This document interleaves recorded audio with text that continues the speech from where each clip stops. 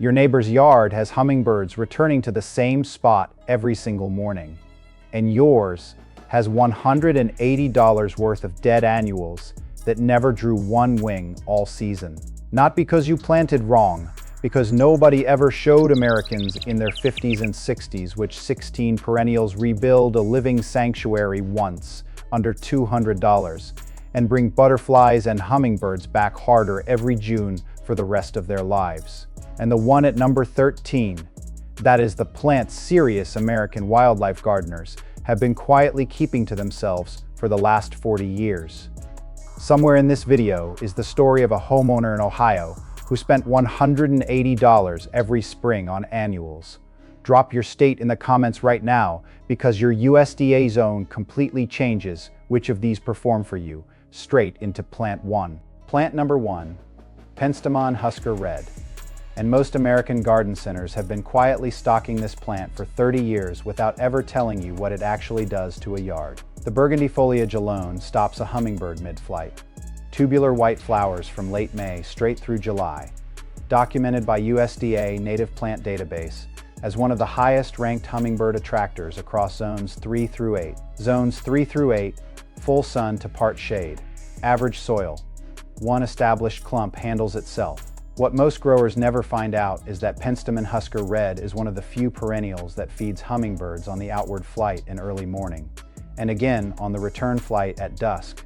2 daily visits guaranteed when the clump reaches full establishment in year 2. One $12 plant divides into 4 clumps by year 3. That is a $48 border value expanding permanently from a single purchase.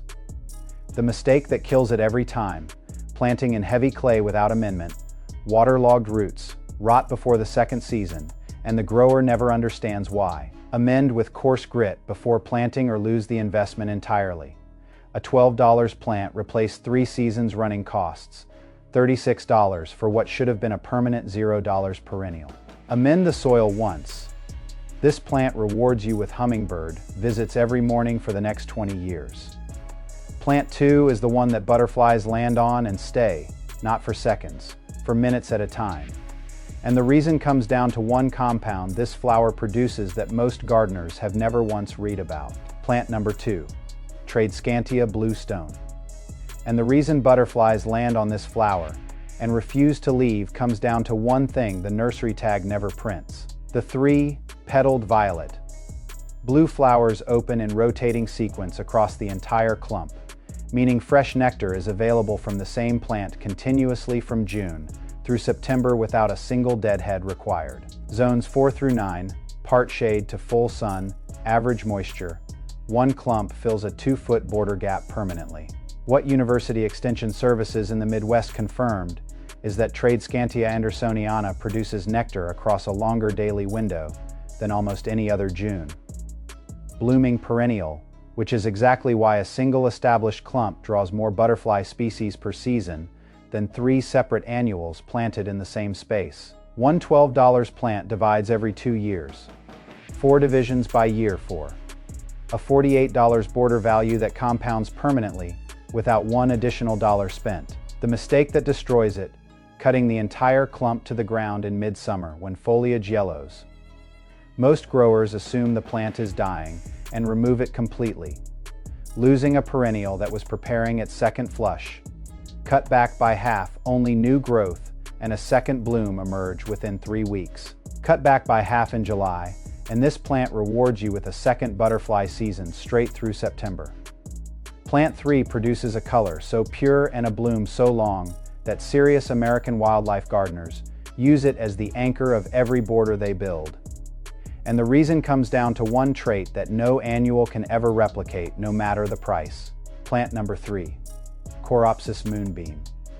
And no annual sold at any American garden center this June will still be feeding butterflies in October, when this plant is still covered in bloom. The thread leaf foliage forms a dense weed, suppressing mound that outcompetes every annual in a 2-foot radius. While the butter, yellow flowers deliver continuous nectar from June straight through first frost, without a single deadhead or feeding required. Zones 3 through 9, full sun, dry to average soil.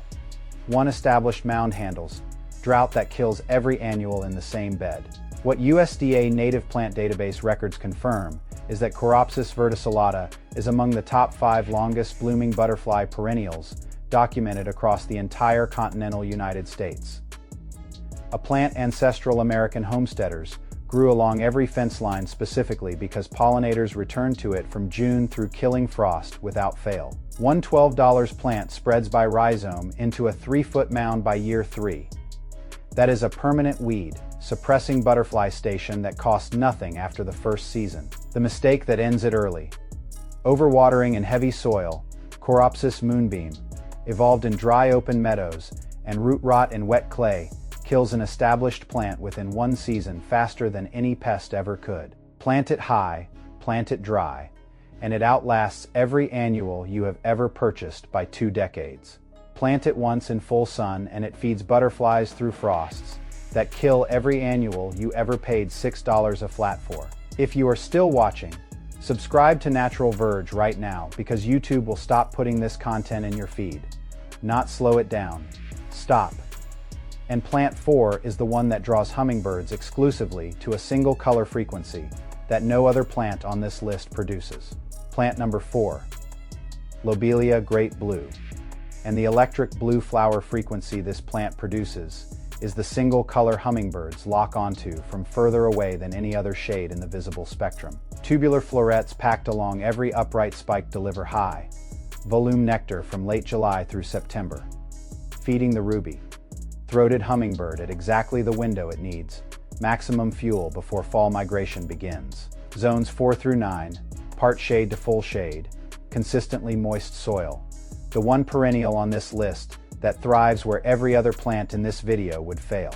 What University Extension Services across the Mid-Atlantic and Midwest documented is that Lobelia syphilitica is one of the primary native hummingbird fuel plants along the entire eastern flyway, meaning your garden becomes a documented migration stop, not just a decoration. When this plant is established and blooming in late summer, one $12 plant self seeds reliably in moist conditions. A small colony of 6 to 8 plants establishes within 3 seasons from a single purchase. Permanent migration. Stop value that compounds every year. The mistake that eliminates it completely. Planting in dry full sun border positions alongside drought. Tolerant perennials. Lobelia great blue wilts, stalls, and fails to rebloom within 1 season in conditions that never match its native stream bank habitat. Match the moisture and the shade, and this plant seeds itself across your border for the next 20 years without one additional dollar. Match the moisture once, and your yard becomes a documented hummingbird migration stop that feeds the same birds every August for the next 2 decades. And we have not even reached number 13 yet. Plant 5 is the one that pulls monarch butterflies specifically.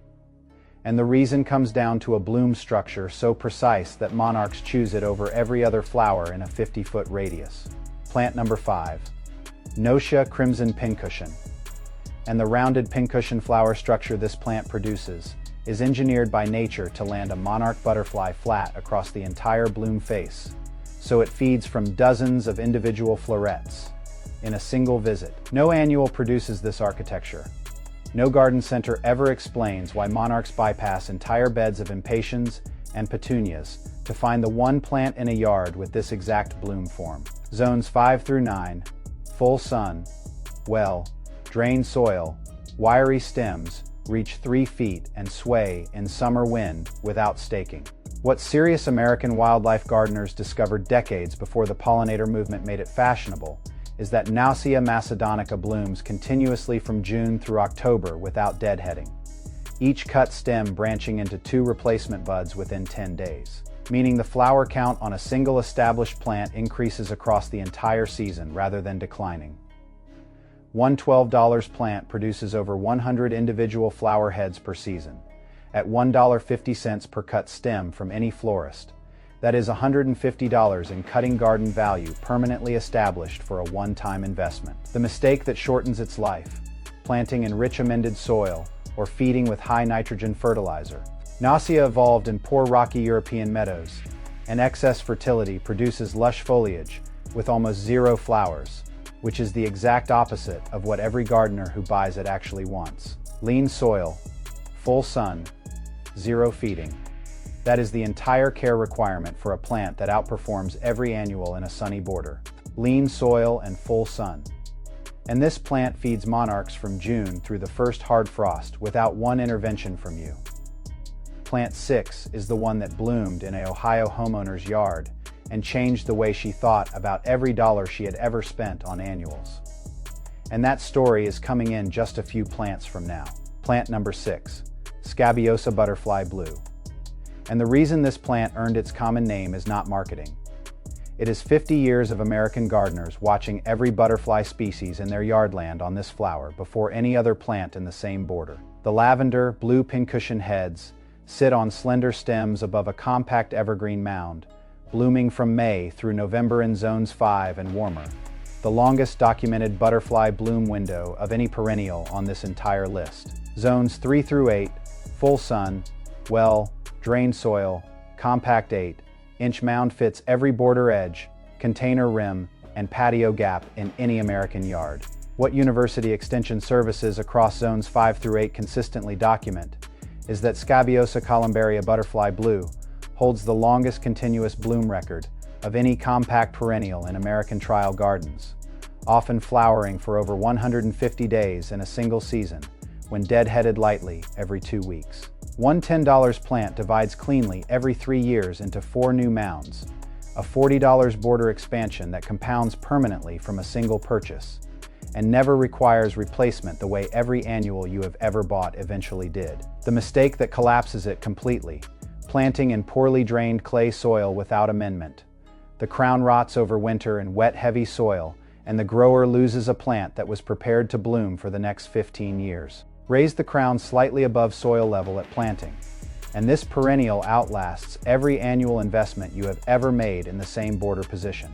Raise the crown once at planting, and this compact mound feeds butterflies from May through November without $1 more ever spent. Have you ever grown Scabiosa? Not in a pot, not on a patio table, but directly in a garden border where butterflies found it on their own. Drop it below because that story is exactly what comes next. Earlier, I mentioned a homeowner in Ohio. Here is exactly what happened. Carol in Zone 6 Columbus had spent $180 every spring for 11 consecutive years on annual pots that were dead by July. 0 butterflies, 0 hummingbirds, 0 return on a single dollar, until one season she replaced 3 annual spots with Scabiosa, Penstemon, and Lobelia, Great Blue, for a combined $34 investment. The viewers here right now are the ones this channel was built for. And what comes next is something most gardening channels never research deeply enough to find. Plant 7 is the reason monarch butterflies have a documented host-plant relationship that no other perennial on this list can replicate. And if you have never grown it, your sanctuary garden is missing its single most important anchor. Plant number 7, Asclepias swamp milkweed. And this is not simply a butterfly attractor. This is the only plant in your yard that a monarch butterfly requires to complete its entire life cycle from egg to adult. The ASPCA and USDA both document Asclepias incarnata as the native host plant without which monarch reproduction cannot occur in North American residential gardens, meaning every yard without it is a yard the monarch passes through, but never stays to build the next generation in. Zones 3 through 8, full sun to part shade, average to moist soil, 4-foot upright stems, require no staking and no intervention once established. What the USDA Native Plant Database confirms is that Asclepias incarnata is among the top 3 monarch host plants documented across the entire eastern migration corridor. A plant ancestral American prairie homesteaders grew along every fence line and creek border, not for decoration but because they understood that a yard with monarchs was a yard in ecological balance. One $12 plant self-seeds and spreads by rhizome into a permanent colony of 6 to 10 stems by year 3, a documented monarch breeding station that compounds every season from a single purchase. The mistake that eliminates it before establishment, cutting stems to the ground in early spring before new growth emerges from the base. Most growers mistake the slow spring emergence for a dead plant and remove it entirely, losing a perennial that was preparing its strongest season yet. Leave the base undisturbed until green shoots appear, and this plant builds a monarch colony in your yard that returns every migration season for the next 2 decades. Leave the base undisturbed each spring, and your yard becomes a documented monarch breeding station that the same butterflies return to every migration season. Plant 8 delivers a color combination, so unexpected in a wildlife border that the first time most American gardeners see it blooming, they stop mid-step. And the reason it outperforms every annual in the same sunlit position comes down to one trait no catalog photograph ever captures. Plant number 8, Gaillardia oranges and lemons. And the bicolor orange and yellow petal pattern this plant triggers the same heat, spectrum visual frequency that butterflies and bees lock onto from distances that no single color annual in the same border can compete with. The USDA Native Plant Database documents Gaillardia as one of the highest-ranked pollinator attractors across the Great Plains and Midwest, a plant that ancestral American prairie homesteaders grew along every sun-baked border because pollinators found it before they found anything else in the yard. Zones 3 through 8, full sun, dry to average, well-drained soil, drought, tolerant once established and blooming from June through hard frost, without deadheading. What University Extension Services across the Great Plains consistently confirm is that Gaillardia X grandiflora produces nectar across a longer daily heat window than almost any other summer. Blooming perennial, remaining open and actively feeding pollinators through afternoon temperatures that force every annual in the same bed to close its flowers and pause nectar production entirely. One $12 plant spreads into a 2-foot mound by year 2 and self-seeds, reliably in well-drained soil, a permanent butterfly station that expands its footprint every season without one additional purchase. The mistake that kills it within a single winter, planting in heavy clay soil that holds moisture around the crown through freeze-thaw cycles. Gaillardia evolved on dry open prairie, and crown rot in wet heavy soil destroys an established plant faster than any pest or disease ever could. Plant it in the driest, sunniest position in your border, and it feeds pollinators through droughts that collapse every annual you have ever paid full price for. Plant it dry, plant it sunny, and it feeds butterflies through October frosts that collapse every annual in the same bed. This channel exists for Americans in their 50s and 60s who have spent enough seasons replacing dead annuals. Subscribe to Natural Verge now. Zone aware and dollar grounded, and Plant 9 pulls every butterfly species upward into vertical flight paths no other plant on this list creates. Plant number 9, Verbena bonariensis tall. And the reason every butterfly species in a yard shifts its flight pattern upward the moment this plant establishes is that the purple flower clusters sit at exactly the height butterflies use as aerial feeding stations, 3 to 4 feet above ground. A vertical dimension no low, growing annual or border perennial in this video occupies. University Extension Services across the Southeast and Mid-Atlantic document Verbena bonariensis as one of the top 5 butterfly attractors in American residential gardens, a plant that creates a living aerial corridor above every border it grows in. Zones 7 through 11 in ground, zones 3 through 6 as a container perennial overwintered indoors. Full sun, average soil, self-seeds, prolifically in warmer zones, creating a permanent expanding colony. What serious American wildlife gardeners discovered long before the pollinator movement made it fashionable is that Verbena bonariensis is one of the only tall perennials that functions as a see-through plant. Its wiry, transparent stems, layering above shorter perennials, without blocking light, stealing space, or competing for root territory in the same border position. One $10 plant self seeds into a permanent colony of 12 to 20 stems in Zone 7 and warmer. A self-sustaining aerial butterfly corridor that costs nothing after the first season and expands its footprint every year without division or replanting. The mistake that eliminates the colony in cooler zones, leaving container plants outdoors through first frost without protection. Verbena bonariensis is root tender below Zone 7, and a single hard freeze destroys the entire root system of a container plant that would otherwise overwinter successfully in an unheated garage above 28 degrees. Bring containers in before first frost warning, and this plant returns to full aerial height by July of the following season.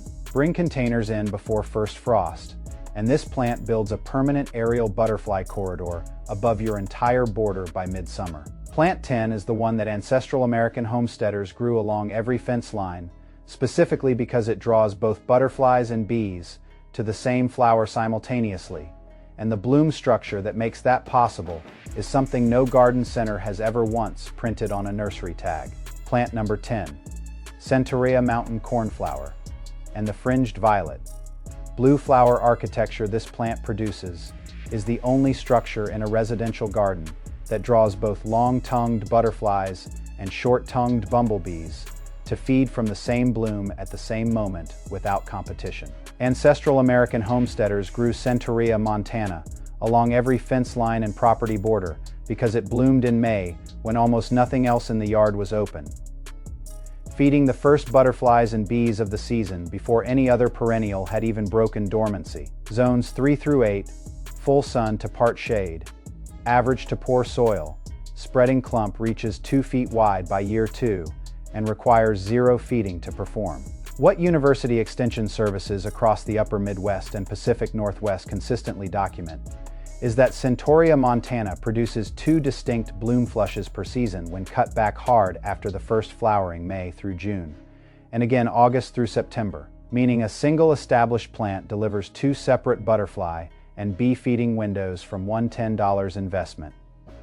One plant divides into 4 clean clumps every 2 years.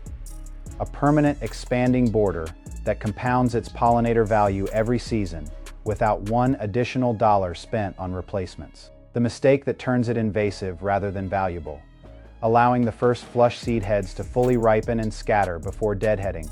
Centaurea montana self seeds aggressively in average soil, and an unmanaged colony overwhelms neighboring perennials within 2 seasons, turning a $10 investment into a border management problem. Cut the first flush stems to the base before seed heads open, and the plant redirects all energy into the second flush, rather than seeding, cleaner border, stronger bloom, and 0 invasion. Cut before seed heads open, and this plant delivers 2 full butterfly seasons from one $10 investment every single year. Did you believe that cornflowers were annual plants that had to be replaced every spring? Be completely honest in the comments, because plant 11 is the one that most American gardeners walk past in every garden center without once understanding what it actually does to a wildlife border. Plant number 11, Stachys lamb's ear, and the silver woolly leaf mat this plant produces is not a texture choice.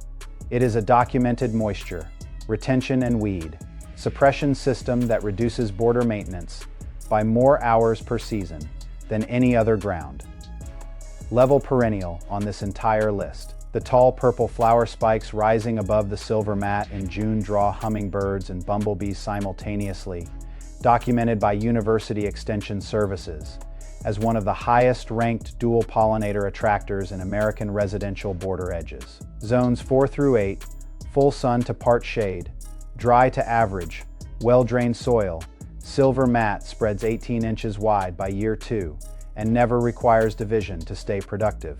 What serious American wildlife gardeners discovered generations before the modern pollinator movement is that Stachys byzantina was grown along every ancestral American homestead border edge, not for its flowers, but for its silver mat, a living mulch that suppresses weeds, retains moisture, and reduces border labor by 4 to 6 hours per season compared to bare mulch soil in the same position. One $10 plant spreads by surface runner into a permanent 18-inch mat by year 2, divides into 6 clean sections every 3 years. A $60 border edge value that compounds permanently from a single purchase without one replacement dollar ever spent. The mistake that rots it completely. Planting in humid shaded positions with poor air circulation, Stachys byzantina evolved in dry Mediterranean hillsides, and the woolly leaves trap moisture against the crown in humid shade, producing a fungal rot that destroys the entire mat within a single wet summer. Planted on the sunny, dry border edge where air moves freely, and this silver mat suppresses weeds and feeds hummingbirds for the next 20 years without intervention. Planted on the dry, sunny edge once, and this silver mat suppresses every weed, and feeds hummingbirds from the same border position for 2 decades. Plant 12 is the one that serious American wildlife gardeners in zones 6 through 9 have used as the single most dramatic sanctuary anchor, tall, structural, and blooming. In a blue so deep it stops a hummingbird in midair from 30 feet away. Plant number 12, Agapanthus headborn hybrids, and the deep blue globe flower head this plant produces sits at exactly the height and color frequency that stops a passing hummingbird mid-flight and draws it in from distances that no other blue flowering perennial on this list can match. Each globe head contains 40 to 100 individual tubular florets, meaning a single flower head delivers more total nectar volume per hummingbird visit than an entire flat of annual impatiens planted in the same border space. Zones 6 through 9, full sun, well, drained soil, strapped foliage remains evergreen in zones 8 and warmer, one of the most structurally dramatic sanctuary anchors available to American gardeners across the entire southern half of the country.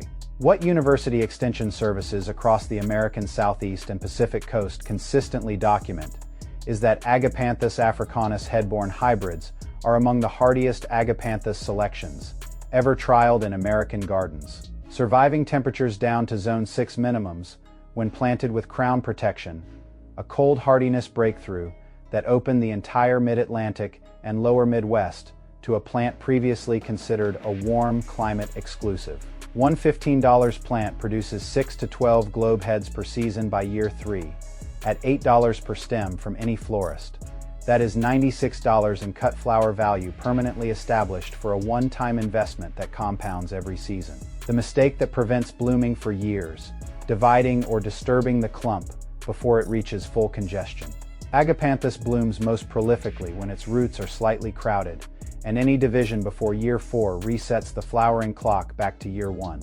Leave it undisturbed, protect the crown in zone 6 winters, and this plant delivers the most dramatic hummingbird display in your entire sanctuary border. Leave it undisturbed for 4 years, and this plant delivers the most dramatic hummingbird display your sanctuary border has ever produced. Plant 13 is the one I teased at the very beginning of this video. The plant that serious American wildlife gardeners have been quietly keeping to themselves for 40 years. And here it is, plant number 13, Crocosmia Lucifer. This is the plant I teased at the very beginning. Here it is. The blazing scarlet, red arching flower sprays this plant produces in July and August trigger the exact color frequency that ruby-throated hummingbirds locate from aerial distances. No other red flowering perennial in a residential garden can match, documented by University Extension Services as one of the top 3 hummingbird exclusive attractors in American sanctuary gardens. Zones 5 through 9, full sun to light shade, average well-drained soil, sword-like foliage reaches 4 feet, and the arching sprays create a dramatic structural presence that anchors a porch container or border position with zero competition. What serious American wildlife gardeners documented long before any nursery catalog made it fashionable is that Crocosmia Lucifer is one of the only perennials that creates a documented daily hummingbird return pattern, the same ruby-throated individual returning to the identical plant at the same morning hour every single day through late summer, because the scarlet tubular florets refill with nectar on a precise 24-hour cycle. One $13 plant multiplies by corm division into a clump of 8 to 12 plants by year 3, a permanent expanding hummingbird station that compounds its wildlife value every season from a single purchase. The mistake that prevents the daily return pattern from establishing, moving or dividing the clump before the hummingbird has located and memorized the plant position in its territory. Hummingbirds map feeding stations by exact location, and a relocated plant in midsummer breaks the established return pattern for the entire remaining season. Plant it once in its permanent position before July and leave it there. The same hummingbird returns to the same spot every morning for the rest of the summer. Plant it once in its permanent position, and the same hummingbird returns to that exact spot every single morning through late summer without fail. Plant 14 drives that same hummingbird into a feeding frenzy the moment it opens. Torch-shaped flower spikes in a red, so intense that every hummingbird within 100 yards redirects its flight path toward your yard the first time it blooms. Plant number 14, Kniphofia red-hot poker. And the torch-shaped flower spike this plant produces is the single most recognized hummingbird signal structure in the American garden. A red to yellow gradient column that hummingbirds locate from aerial distances exceeding 100 yards and redirect their entire flight path toward on first sight. The USDA Native Plant Database and University Extension Services across the Southeast and Pacific Coast document Kniphofia as one of the highest volume hummingbird nectar producers available in American residential gardens.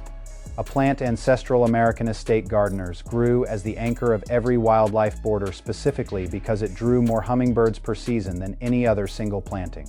Zones 5 through 9, full sun, well, drained soil, grass, like foliage clump produces multiple spikes per season from year 2 onward. What University Extension Services across the Pacific Coast and Southeast consistently confirm is that an established Kniphofia clump in full sun produces between 8 and 15 individual torch spikes per season by year 4. Each spike feeding hummingbirds continuously for 3 to 4 weeks before the next replacement spike opens, meaning a single clump delivers an unbroken hummingbird feeding sequence from June through October without one intervention. One $15 plant divides into 3 clean clumps every 4 years. A permanent expanding hummingbird station valued at $45 that compounds from a single purchase and never requires replacement the way every annual you have ever planted eventually did. The mistake that eliminates spike production for an entire season, cutting the foliage back hard in autumn, the way most American gardeners treat ornamental grasses. Kniphofia foliage protects the crown through winter freeze. Thaw cycles and removing it before spring exposes the growing point to late frost damage that prevents every spike from forming that season. Leave the foliage standing through winter. Remove only the dead outer leaves in early spring. And this plant rewards you with the most dramatic hummingbird display in your entire border.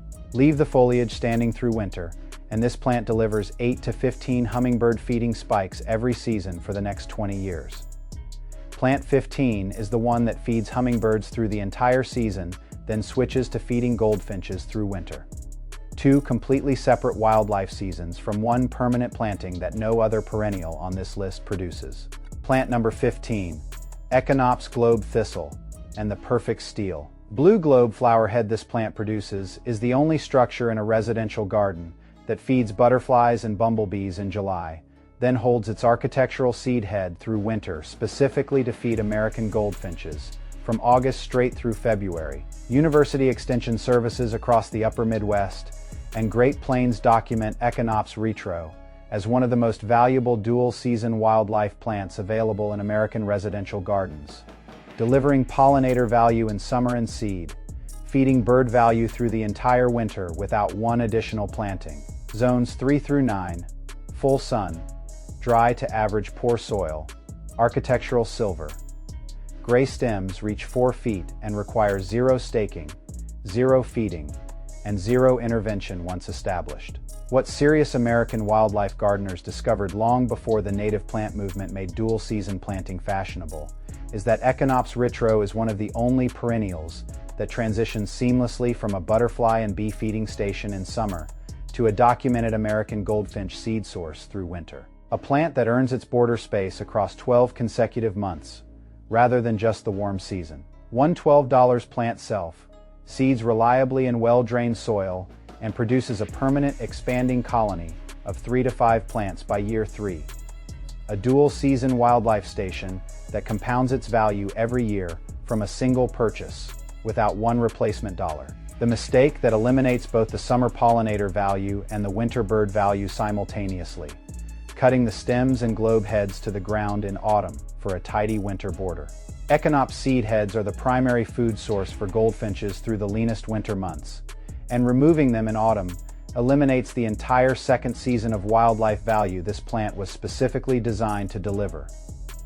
Leave every stem standing through February, and this plant feeds your sanctuary through 12 consecutive months without fail. Leave every stem standing through February, and this single plant feeds your sanctuary garden across 12 consecutive months without one intervention. Plant 16, the final plant on this list, is the one that closes the sanctuary season the way your great-grandmother closed every garden she ever built, with a bloom so fragrant and a color so deep that every butterfly and hummingbird still flying in September makes one final pass before the season ends. Plant number 16, Monarda raspberry wine.